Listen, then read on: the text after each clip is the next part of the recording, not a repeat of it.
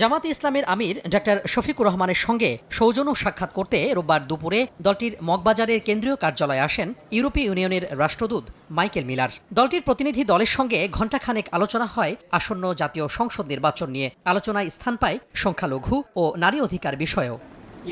সাক্ষাৎ পর্ব শেষে সাংবাদিকদের দলটির নায়েবে আমির আব্দুল্লাহ মোহাম্মদ তাহের জানান, সংখ্যালঘু ও নারী অধিকারের রক্ষার বিষয়ে জামাতের ব্যাখ্যায় সন্তুষ্ট ইউরোপীয় ইউনিয়ন। সুষ্ঠু ভোটের জন্য প্রতিটি কেন্দ্রে সিসি ক্যামেরা রাখার পক্ষে দলটি। যার যার অধিকারের ব্যাপারে জামাত অত্যন্ত সচেতন, দৃঢ় এবং প্রত্যেকে তার রাইটস ভূমিকা পালন করবে। আমরা তাদেরকে প্রস্তাব দিয়েছি যে বাংলাদেশের শুধুমাত্র ইউরোপীয় ইউনিয়নের এখানে একটা এরিয়াকে আমরা অ্যাসাইন করব এবং সেখানে তারা গার্মেন্টসে আরও বেশি করে তারা ইনভেস্টমেন্ট করবে। বাংলাদেশের আগামী নির্বাচন এবং নির্বাচনে অবজারভার পাঠানোর ব্যাপারে আমরা কথা বলেছি।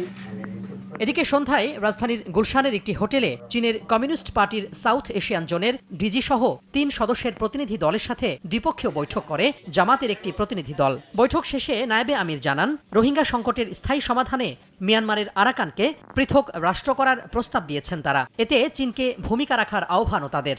আমরা বলেছি যে ফুড, ক্লথিং এবং মানবতার শেল্টার এটা কোনো সমাধান না। আরাকান কেন্দ্রিক রোহিঙ্গা মেজরিটি যে এরিয়া আছে সেই এরিয়াতে একটা ইন্ডিপেন্ডেন্ট আরাকান স্টেট করার প্রস্তাব আজকে আমরা দিয়েছি এবং চায়না এখানে সবচেয়ে বেশি বড় ভূমিকা পালন করতে পারবে। একটা ইন্টারন্যাশনাল যদি রিপেট্রিয়েট কমিটি থাকে যারা সকলে মিলে এই সমস্যার সমাধান এখানে করতে পারবে। শিক্ষা খাতে স্কলারশিপ সুবিধা সহ ব্লু ইকোনমিতে বাংলাদেশে বিনিয়োগ বাড়াতে চীনের প্রতিনিধি দলের ভূমিকা রাখার আহ্বানও জানায় জামাত। ডিপ সি পোর্টের মাধ্যমে যে ব্লু ইকোনমি। তোহা খান তামিম,